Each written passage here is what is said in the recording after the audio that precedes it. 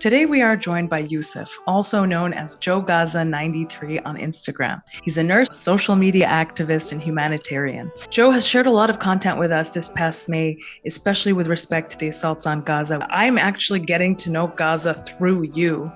I'm getting to see the streets that I never saw. I'm getting to see the people that I never met. I'm getting to learn more about where I'm from through your eyes. The issues are clear for the people. We are getting a lot of support from the people around the world. The world have to know that all the Palestinians are people who loving life and loving to live in peace as the rest of the world. Our life is stolen as our land by the Israeli occupation. Every Palestinian is struggling and suffering every day. This is my duty toward my people, just to show the truth, especially in Gaza. This is the Palestine Pod. Palestine Pod. Palestine. Hello and welcome to episode 28 of the Palestine Pod, the weekly podcast where we break down the latest headlines dealing with Palestine from all over the world and bring you stories, commentary, and interviews with the aim of supporting the Palestinian struggle for justice and equal rights. I'm one of your hosts, Lara E. You might know me from Instagram as @GazanGirl, and I'm joined by my co-host, Mikey B. What's up, y'all? Mikey B on TikTok, Michael Schertzer on Instagram, and you can call me Mikey Intifada if you said ever free Palestine from Hamas. Yeah, they love that one.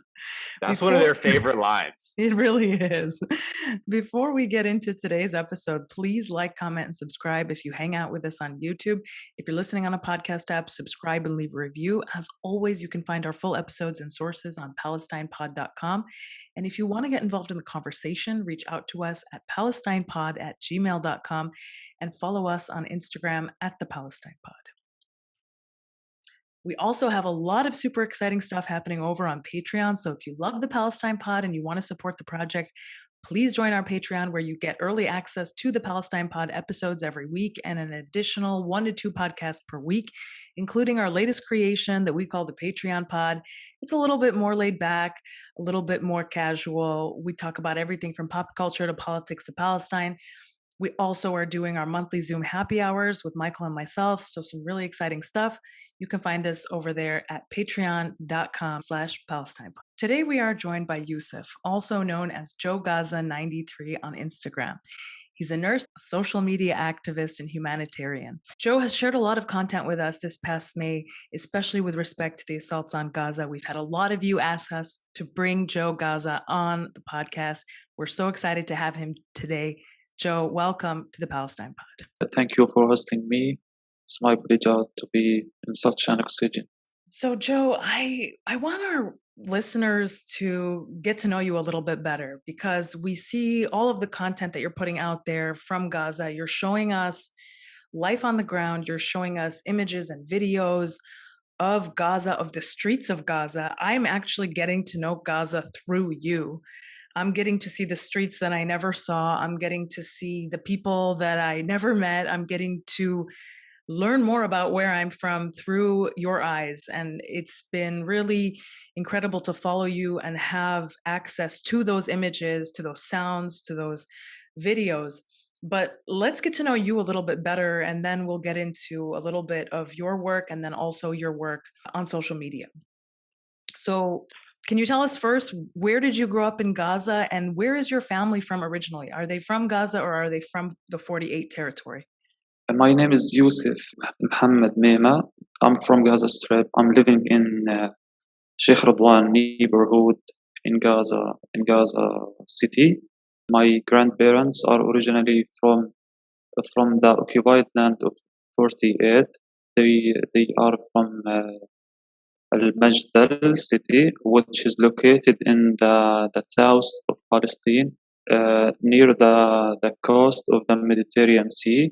They were forcibly expelled from their land during the attack on Palestine by the Zionist occupation forces in 1948.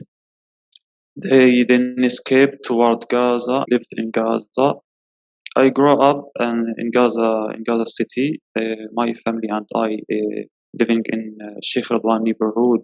As I told you, it's one of the most crowded neighborhoods in Gaza Strip. It's located to the west of Gaza, and it contains thousands of Gazans living there. I will talk a bit about my neighborhood. It's contained on a dynamic market, which is called Sheikh Radwan Market. All the peoples who are living in the neighborhood go there for shopping and stuff like this. This is a brief summary about my neighborhood.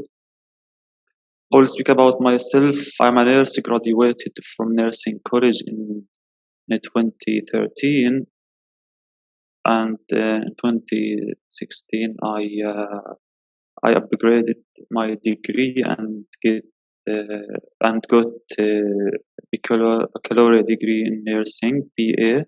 And now I'm now working as a nurse in the Turkish Friendship Hospital in Gaza Strip. Previously, I worked in Shifa Hospital, and now I moved to another hospital. Let's go back a little bit to your family history. You said that the city that your parents and your grandparents are originally from is called Al-Majdal.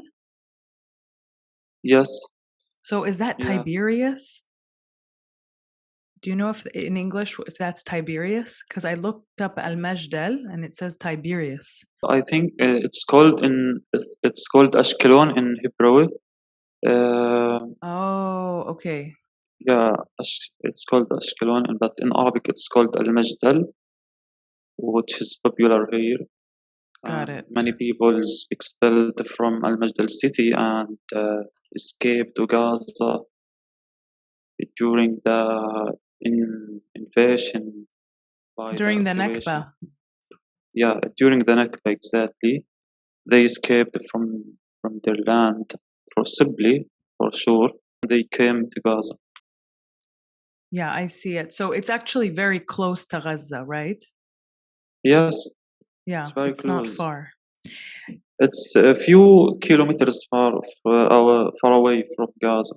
It's one of those cities that the Zionist project calls buffer cities, basically, because they encouraged Mizrahi Jews to move there and use them as a literal buffer so that the European settlers didn't have to interact as often with Palestinians.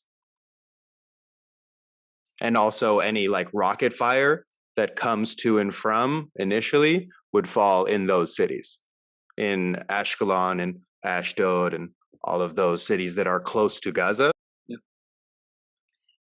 Yeah, usually during the attacks by the Israeli on Gaza, for every action, there is a reaction. The Palestinian resistance movement using this tool of pressure on the Israeli forces to stop their aggression by firing rockets toward the nearest settlement to Gaza. So most of the rockets fired from Gaza are falling on these settlement and cities near the border of Gaza. We are not seeking violence, but as I told you, every action there is a reaction, and it is a self-defense. About the self-defense, if we want to talk about this, we are the people who have the right in self-defense. Just so you know, we fully support Palestinian resistance here on this show. We just did a full episode about the advancements in the rocket science that's happening underground in Gaza. Like, we're big fans. Thank you so much. Yeah, most of the world and all of the world must support the Palestinian resistance. Most of the world does. Yeah. Most of the world does. Remember that it's only a handful of countries that have a lot of power that don't, but most of the world is on the right side of history. Yes. Yeah, the world changed since the last aggressions in Gaza.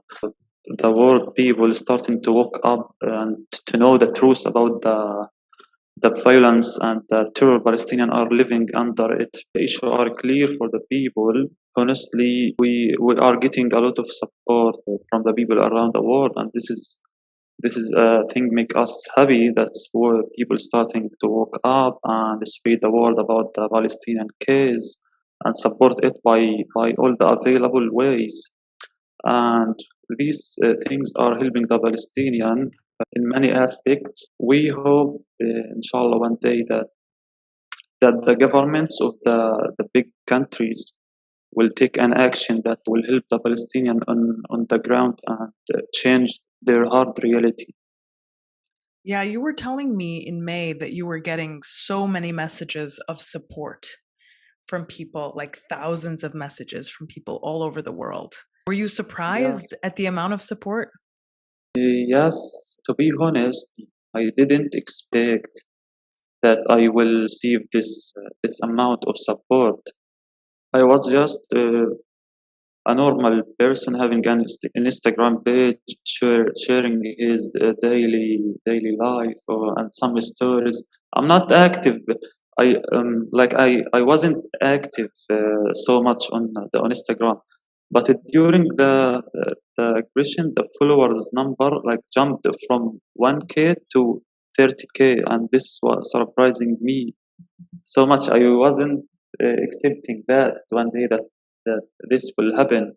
People starting to follow me and supporting me, sending lots of messages and many messages, and what I wasn't able to reply because I was busy during the attack in sharing the news from Gaza and in my working in Ashfa as a nurse.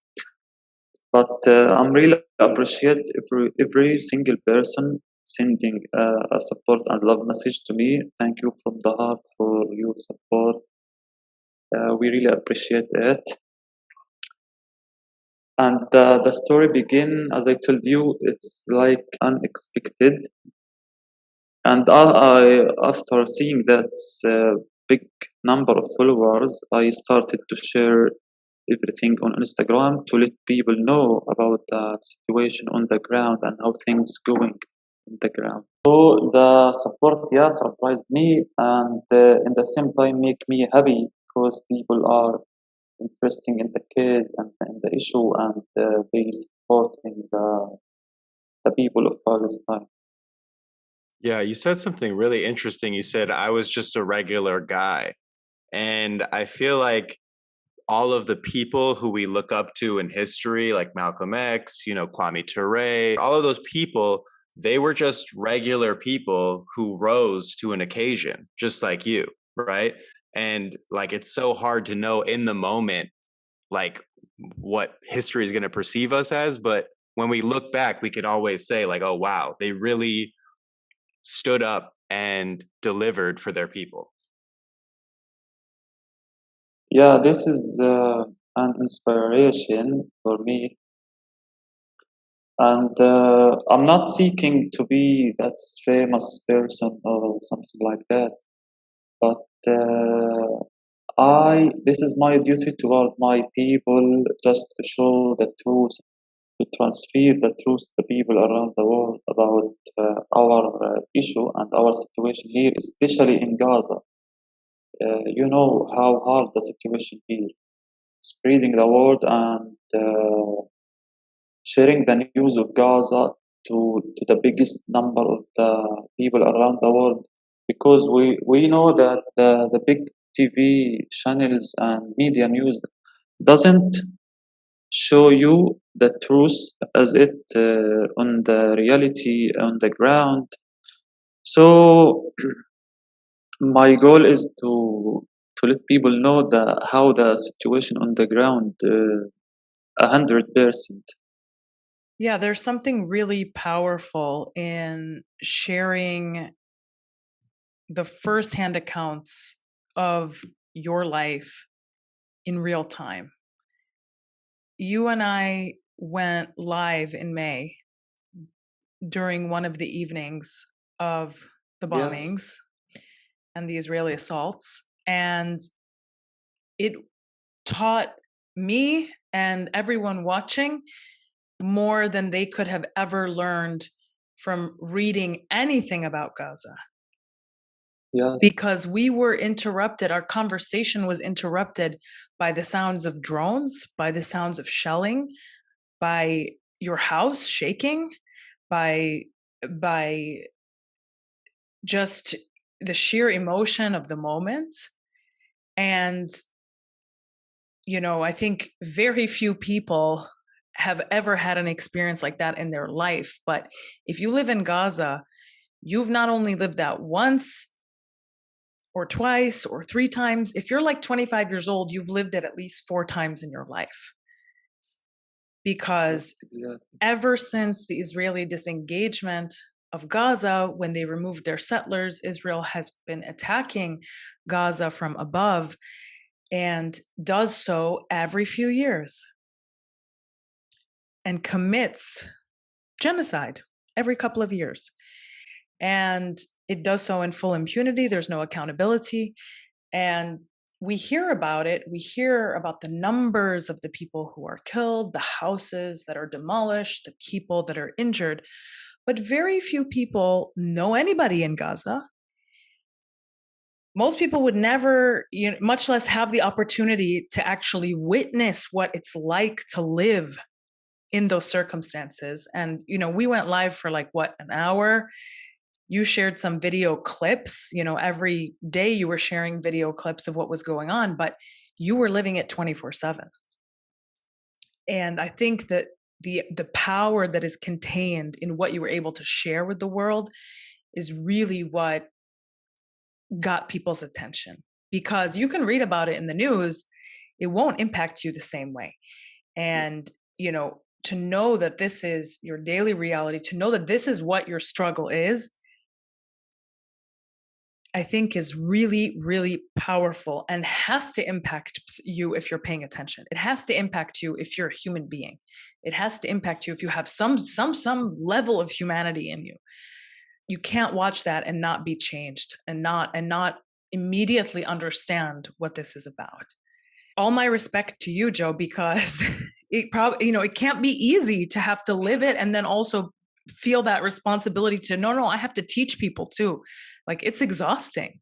Hey, one thing I will say is shout out to the Palestinian will, because I saw a photo of a barber cutting a kid's hair like amongst the rubble. And it's like Palestinians always have nice haircuts and nice lineups. Look at Joe's beard right now. Yeah, I You know know. what I'm saying?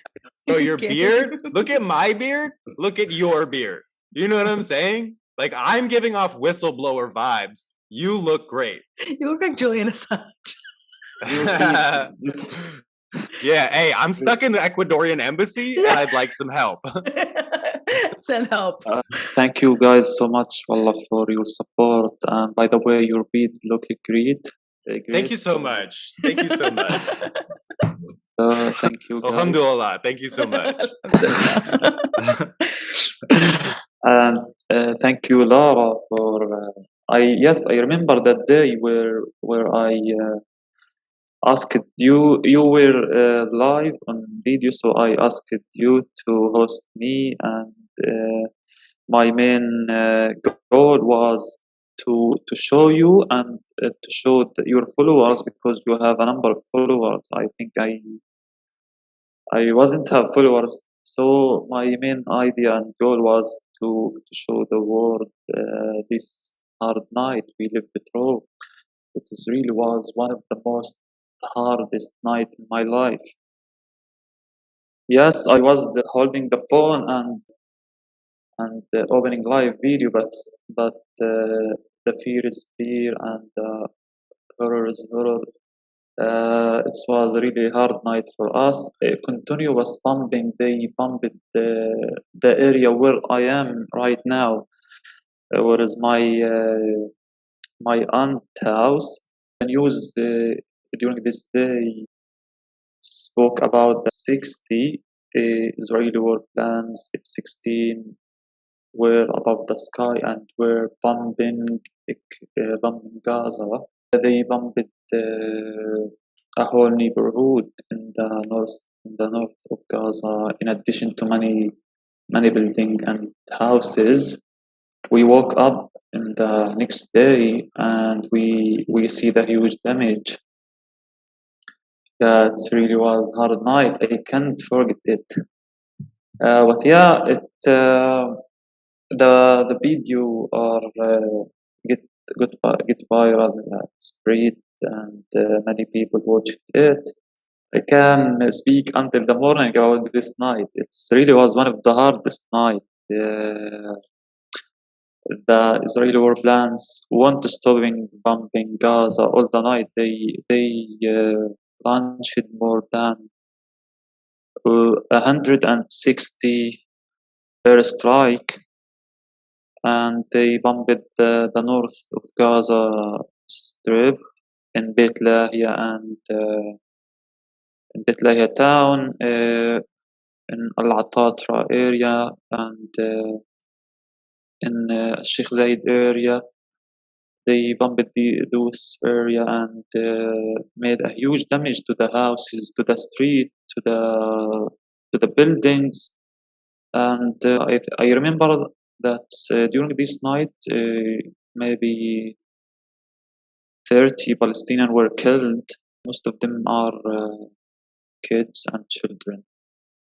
Yeah, and actually that live is still available on my Instagram if people do want to go back and watch it. I mean, it's history in recorded in real time. It's on my page under Palestine Pod Live. It got 11,000 views, which is okay, but I know that there was a lot of censorship that was applied to that video, so it would have certainly had even more views if we were not dealing on top of everything with the social media censorship that we saw during that time.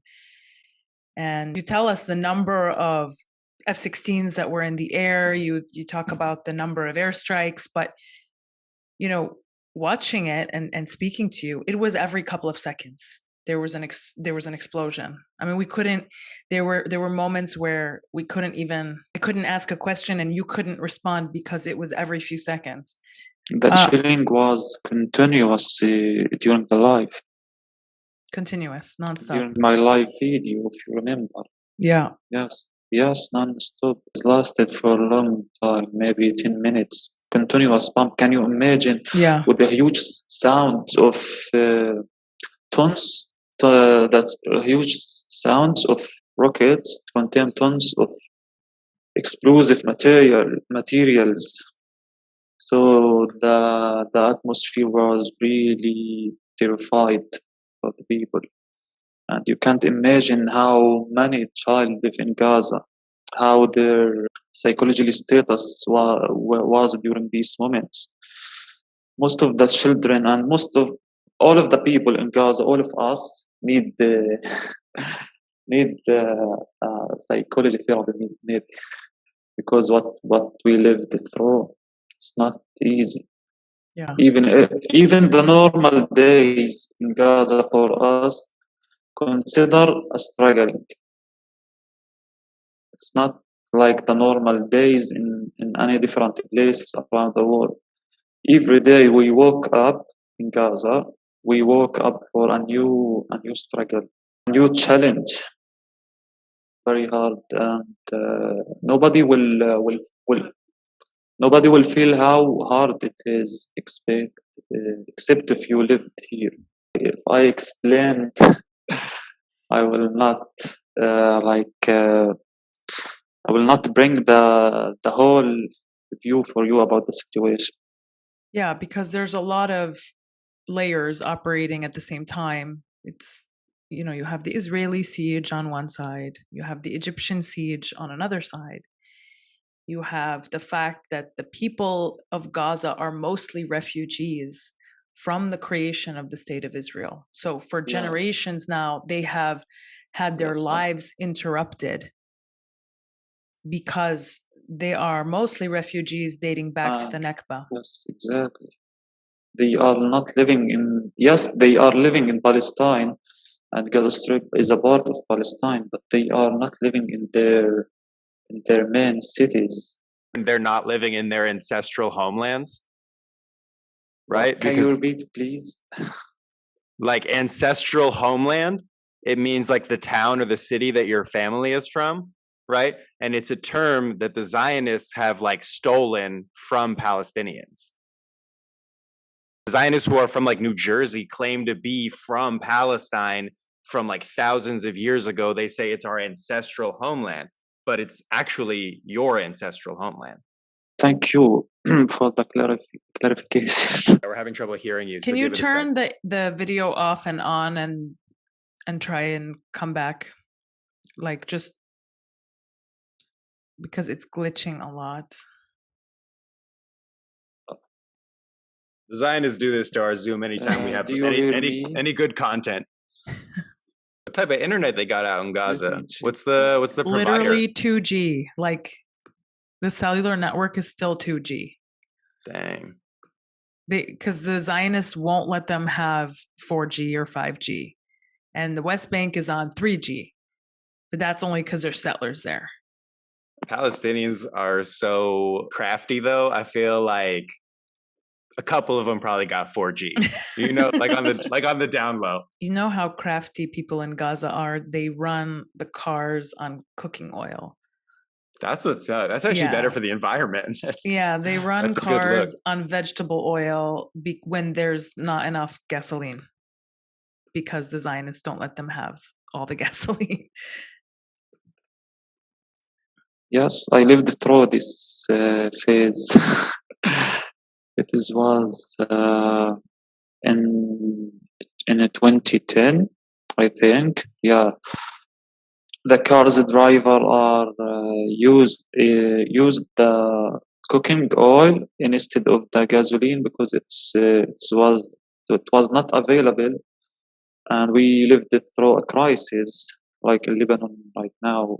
There is no gasoline or benzene and solar, so the people starting to using the cooking oil in their cars, and it, like when you like taking a walk in the street, you smell this odor of you like something is cooking right now due to the from the cars. you feel like you are in the kitchen. This is a crisis. A crisis never smelled so good. You were working as a nurse at Al Shifa Hospital in May. Yes. Can you tell us what it was like to work there during the Israeli aggression on Gaza? At the same time that you're living it as a human being, as a civilian, you also have to go to work and you have to treat the people who are wounded, and obviously see a lot of really devastating images and scenes before you. So can you tell us a little bit about what that was like?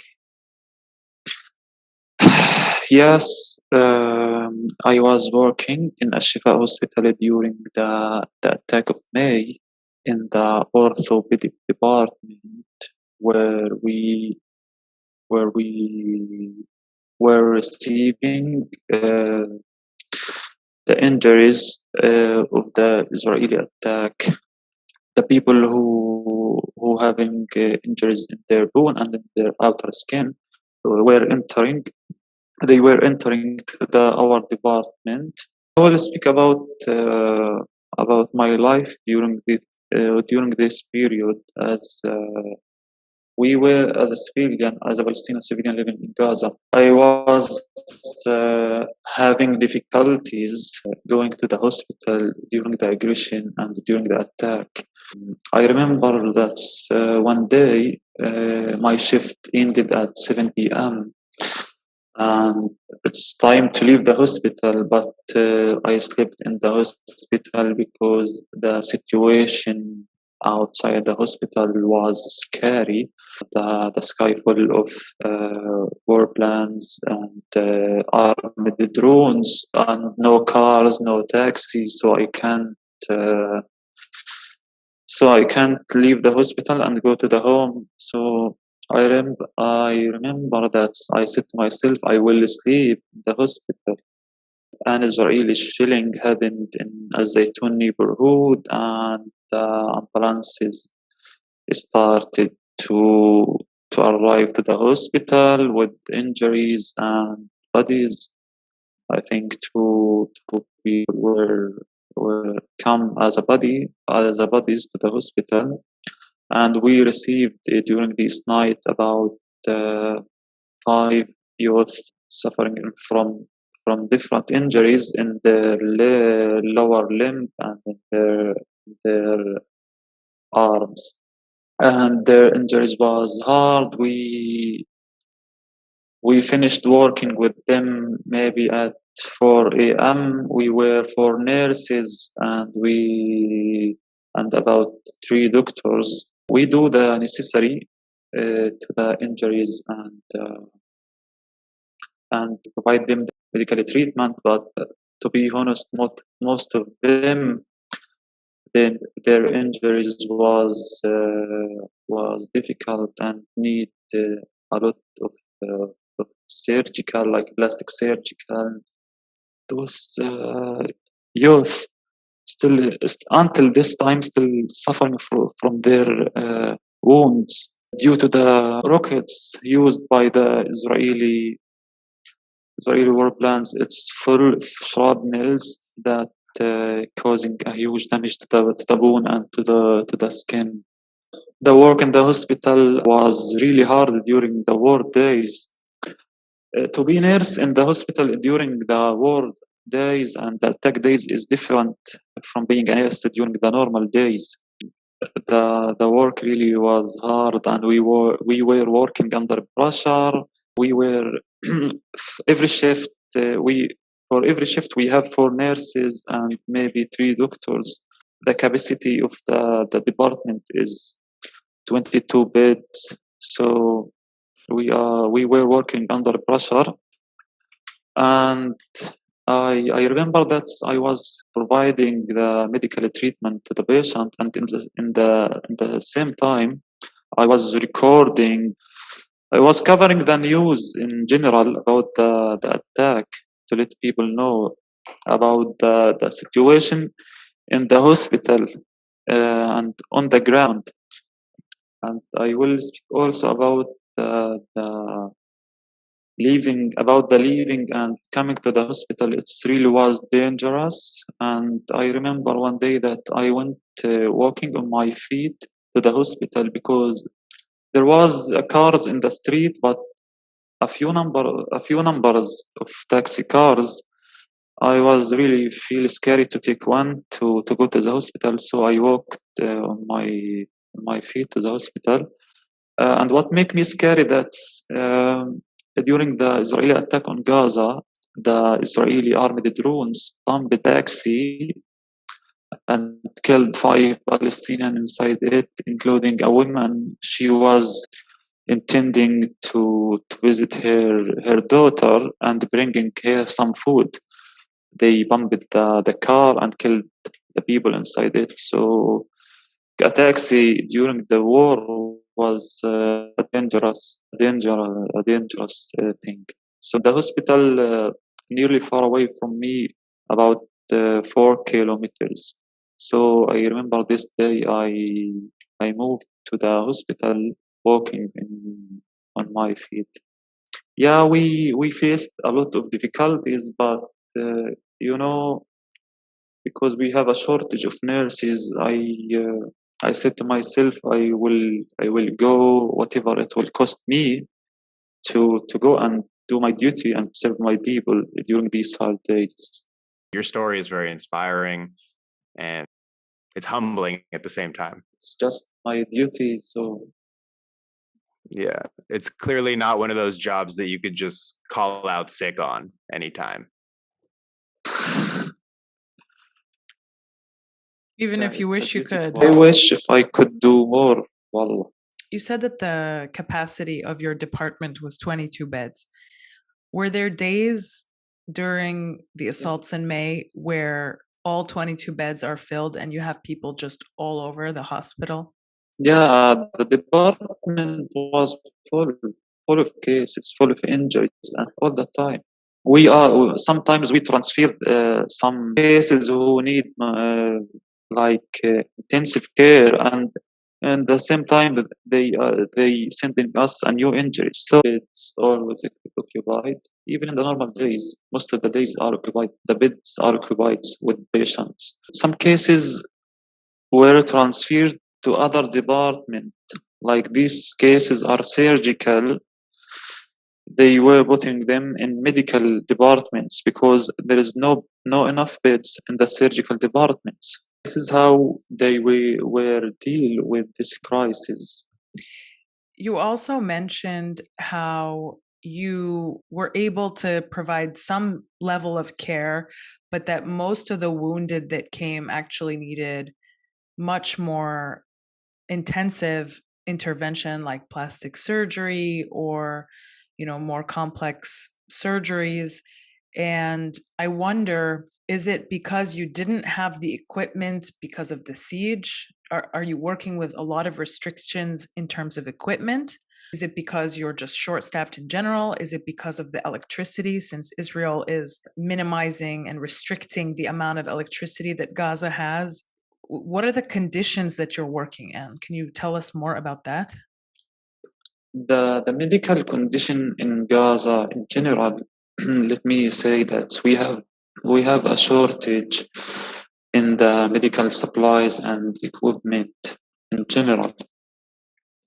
And also we have a shortage in the specialized doctors in some type of surgeries. During and after the attack on Gaza, the Ministry of Health transferred many patients to get medical treatment in Egypt and in the West Bank hospitals to get the needed medical care, because some, as I told you, that some equipments and some surgical tools not available here, and and also specialized doctors maybe not available in some section. When you say that the equipment is not available, is it not available because Israel doesn't allow it inside?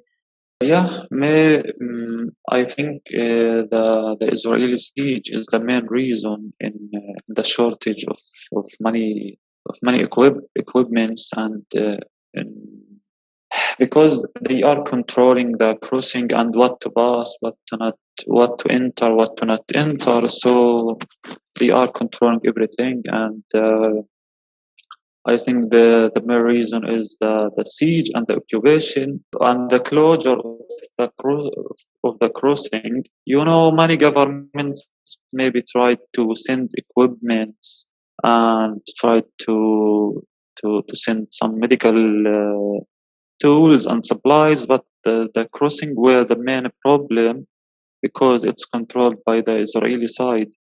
The siege is the main reason. In the shortage of the equipment. Also, some medical organization are sent. They sent some specialized doctor after the attack to help in the treatment of the injuries, and this is a good thing. That's maybe help relieve the pain of those injuries. I want to talk a little bit about how Israel targeted many of the doctors in Gaza during the May assaults. They also targeted the roads leading to Al Shifa Hospital that were, they bombed. They targeted the offices of the Palestine Children's Relief Fund in Gaza. They targeted the offices of Médecins Sans Frontières, Doctors Without Borders, which were also partially destroyed. A lot of the health infrastructure in Gaza was damaged intentionally by the Israeli warplanes. And several doctors, including some of your colleagues, were actually killed while they were at home with their families. And all of those things are war crimes. Like, I just want to make that clear because, we talk about it so often, we sort of get desensitized, but literally everything that you just said is a war crime. Yes. And they did all of those things. Yeah. Yes, it's really our crime committed by those Zionist Israeli against the Palestinian in general. They are doesn't distinguish They have no difference between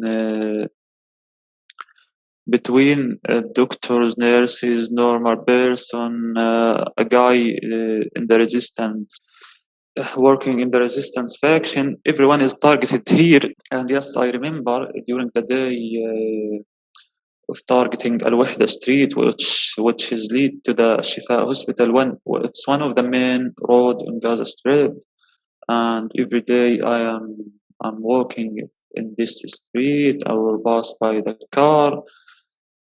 This street really was damaged a lot, and many houses destroyed. You know, I'm like every day passing there, you can and looking by a sad eyes about what happened to this street after this bomb and attack. The street is really was like a dynamic, and we cannot forget also the whole families who was wiped in this street.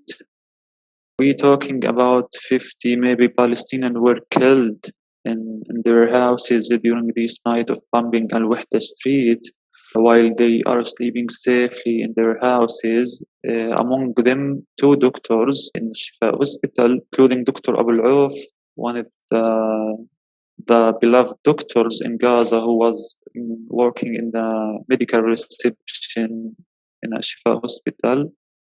He was with his family sleeping safely, and suddenly they targeted their houses and killed them in cold blood. Also, we are talking about medical doctors without borders building. It's really good damaged, and I saw it and I recorded it and I shared it on my story, and I recorded the damage in the street. I remember these days after the bomb during the morning of the second day of the attack. I went to the street and take videos to the street and the damage there, and I recorded it and shared it to let people know about the size of crime committed there. We can't forget these days. It really was hard day. They killed many Palestinian whole families were like removed of the civilian record. Now I don't know what those families who done or committed to the Israeli occupation forces. Why they did that? We bombed the PCRF building, which is related to the Palestinian Child Relief Organization, and destroyed it. It is a medical building. You don't know what the reason behind it. So they are doesn't distinguish between any building. Everything is targeted, and this is how the Israeli dealing with the Palestinian. The only thing they are good at is the killing and destroying of the Palestinian lives. Just to emphasize a little bit what you've told us here about the Al Wahda Street massacre. It took place on May 16th, 2021, and Al Wahda Street is a very densely populated street in one of the most prominent neighborhoods in Gaza. It's a residential neighborhood, it's a commercial neighborhood. It's actually in Al Rimal, right? It's the Rimal district. Yes. Yeah. One of the most dynamic area in Gaza Strip. It's contained shops and bakeries and restaurants, and in addition to the closed shops where people visiting these shops to buy their stuff. Unfortunately, Israel bombed it and destroyed the building there. Exactly. As you said, it's the main road leading to Al Shifa Hospital. And it also contains a lot of buildings, malls, banks, schools, restaurants. You also mentioned that somewhere around 50 Palestinians were killed, including entire families that were wiped off the civilian registry. And one of them was the family of a doctor who was a colleague of yours. What's interesting is that in response to this massacre, the Israeli occupation army said that it was a freak incident and that they did not expect that there would be this level of casualties. They also provided absolutely no warning to the Palestinian families that were living on that street. So actually, they were all sleeping in their homes and didn't know that they needed to run, right? But of course, the question is run to where? There's nowhere to run to, but they were given no advance warning. And the attack took place shortly after midnight. The Israeli warplanes carried out a series of more than 150 airstrikes on that night in that neighborhood and on that street. And so, of course, the number of Palestinians who were murdered was very high, including entire buildings that contained entire families. And it's being referred to as the Al Wahda Street Massacre. It's certainly one of the most devastating days of the May assaults. Does anyone believe that's an accident? No. Like, for real, for real. How is it possible that they're like, okay, we made these bombs, right? No. We dropped these bombs, but we had no idea people would die as a result. Big whoopsies. You know how it is. That's exactly what they said. They actually used the word a freak consequence of a bombing run targeting tunnels under the street. It's not a freak consequence. It's exactly what you would expect to happen. They have like laser precision technology. They can direct exactly where they want rockets to go to like the meter. You know what I mean? Who believes that they did this by accident? Yes, exactly. If they need someone who's sleeping in his room, they will send him a single rocket inside his room. So everything is they are knowing everything where it's going. They targeting this intentionally and knowing that there are people sleeping safely in their houses. So there is no justification for their crimes at all. And those people who died and killed during this night, the world must giving them justice to the court, international court, to take an action to bring justice to those people. And as I mentioned, that there are no justification accepted for these crimes against the people who were sleeping safely in their houses. It really was one of the saddest, the sad nights for the people of Gaza. Joe, were you working that night? No, I was off after working 24 hours in the department, so I was off. But I heard the pumping sounds clearly from my house, even it's far away, like 5 kilometers or 4 kilometers.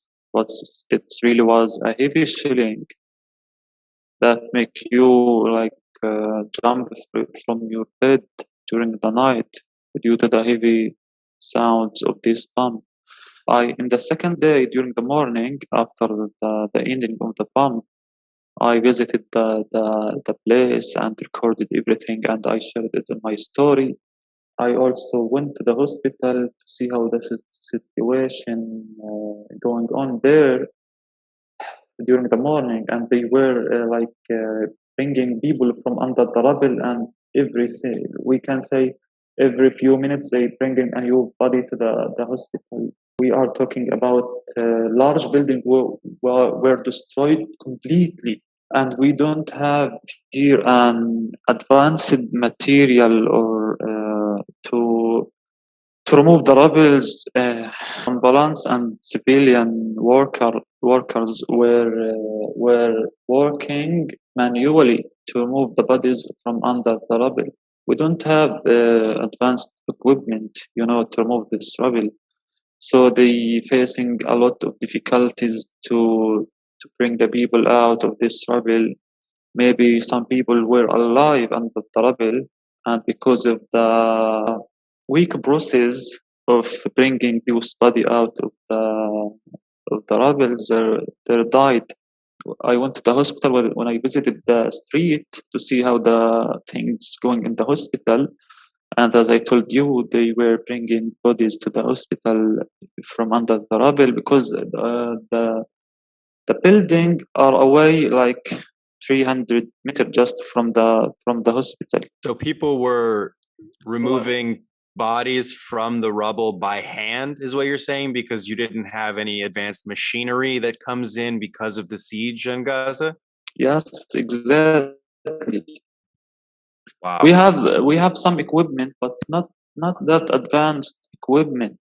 Okay, it doesn't help in such a situation. You need some advanced equipment to remove the rubble quickly and save those people's lives. And this leads to the this maybe of some lives people who were under the rubble due to the delay in the extracting process of those people and removing them and bringing them out of these rubbles due to the siege.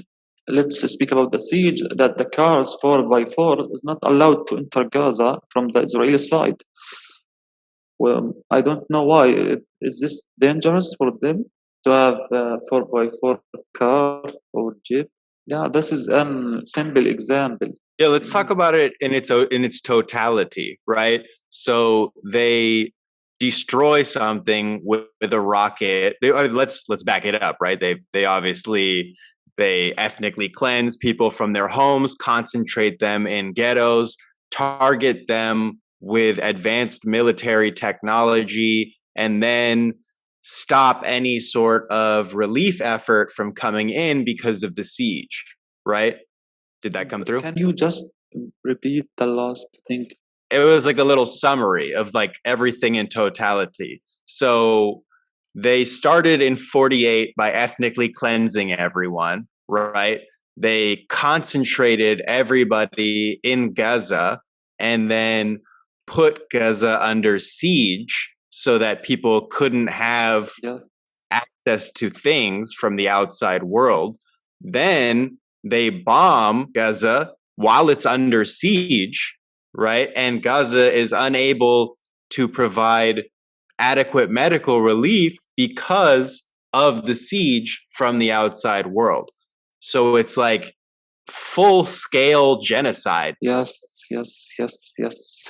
All the suffering, all the daily suffering we are living through, and all the hardship we are facing every day in our life is the responsibility of the Israeli occupation. They are make us reach a phase in life just all all we asking for is to have a job or to find our daily food. They want to make us forget about our kids, and they just want us to search for the basic things. They make us suffering all the time to just like make us think about these basic things like food, job, how to get job, how to offer food to my kids in this day and in the next day. All these pressure and siege on us just to make us forget about the main cause and the main issue, which is Palestine and the freedom. And they make the dream of the people here and of the youth here just to get job, the basic things in life for people in Gaza, just make a dreams for them. The phases we reaching now, it is due to the siege imposed by the Israeli occupation. They ruined our life and they transferred our life to like a hell. It's not alive. It's nearly impossible to think about liberation and struggle and resistance when you have to figure out like how you're going to feed yourself every day. It's almost impossible. And that's the point. It's a strategy. Yes, exactly. Yes. Yeah. There's a parallel to the United States, right? The Black Liberation Movement was defanged. They assassinated all of the leaders. They imprisoned anybody else who they couldn't assassinate. And then, you know, they put people in a situation where you're just struggling to get by. So how are you going to liberate yourself when you are just struggling to get by? Yeah, exactly. This is the method followed by the Israeli occupation forces against the people of Gaza. They are like deprive you from from the basic things to prevent you from thinking about other things, which is the major things we all should think about. It is the freedom and the liberation of Palestine. So they are using these methods, as you mentioned, just to make you forget about the main and the major cause. Yeah, you don't have So the there is no, capacity. You don't have the capacity to create because you're just trying to provide yeah, for what you need to survive. yes, exactly. Imagine you just waking up for no electricity and you have to wait 8 hours to come. You can work during these 8 hours, finishing everything. Then it will be off, and yeah, the circle is continuous. So we like just thinking about how to offer these things, and then we will find the space to be creative in other things. Just to wrap it up, what do you wish the world knew about being Palestinian? The world have to know that all the Palestinians are people who loving life and loving to live in peace as the rest of the world. It's our right. Our life is stolen as our land by the Israeli occupation. And in the same time, they should know that every Palestinian is struggling and suffering every day under this occupation. Guys, that has been another episode of the Palestine Pod. Thank you all so much for listening. Go ahead and follow us on Instagram at the Palestine Pod. Go ahead and send us an email at palestinepod@gmail.com and check all of our sources at www.palestinepod.com. That has been another episode of the Palestine Pod. Thank you all so much for listening. Have a great day. Palestine Pod. Palestine Pod. You're not making love to the microphone today? No, I've learned to give it some space. We're going through a little bit of A a little breakup. bit of a rough Thing. patch. Yeah, but we still have to work together, It's classic romance. Yeah, no, you're good on audio. As long as Okay. the microphone is close to your face, you're fine. Okay. So okay. Yeah. You're gonna have to talk like you're on a secret mission the whole time. I'm so sorry. Lara, do you hear me? Yeah, خليه هون like لا خليه لازق هون على التمك. You gotta eat the mic. It's the opposite of, you know what I mean? I usually keep the mic way too close to my face. So I've been keeping it at a distance, but you gotta full on eat that bad boy.